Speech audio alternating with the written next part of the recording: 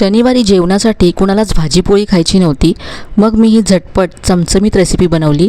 1 cup रवा मिक्सरच्या भांड्यामध्ये घालून बारीक करून घेतला. यामध्ये 2 चमचे तांदळाचं पीठ घातलं, 2 चमचे गव्हाचं पीठ घातलं, अर्धा चमचा साखर घातली, चवीप्रमाणे मीठ घातलं. यानंतर अर्धा कप दही घातलं. 1 कप पाणी घालून हे पीठ मिक्स करून घेतलं. यानंतर 3 ते 4 मिनटं हे फेटून घेतलं. 15 ते 20 मिनटं झाकून बाजूला ठेवून दिलं. तोपर्यंत इथे मी मैसूर मसाला डोश्याची स्पेशल चटणी बनवली. याबरोबरच बटाट्याचा मसालासुद्धा बनवून तयार केला. 20 मिनटानंतर या पिठामध्ये थोडंसं पाणी घातलं आणि नेहमीच्या डोस्याच्या बॅटरप्रमाणे हे करून घेतलं.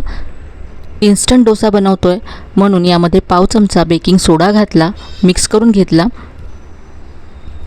हलक्या हाताने तव्यावरती हा डोसा पसरवून घेतला.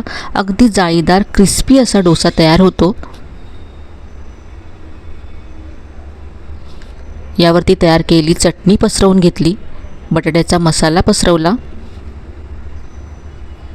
थोडासा कांदा, टोमॅटो, किसलेलं बीट, किसलेलं गाजर, कोथिंबीर, याबरोबरच थोडंसं तूप घातलं आहे.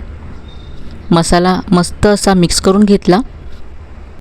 मार्केटपेक्षाही टेस्टी, क्रिस्पी आणि मस्त असा मैसूर मसाला डोसा डोशाच्या पिठाशिवाय इन्स्टंट तयार केला.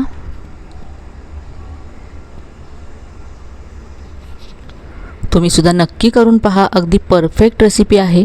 पूर्ण रेसिपी तुम्ही चॅनलवर पाहू शकता. व्हिडिओ आवडला असेल तर जास्तीत जास्त शेअर करा आणि अशा छान छान रेसिपीजसाठी छायाज रेसिपीजला सबस्क्राईब करायला मात्र विसरू नका.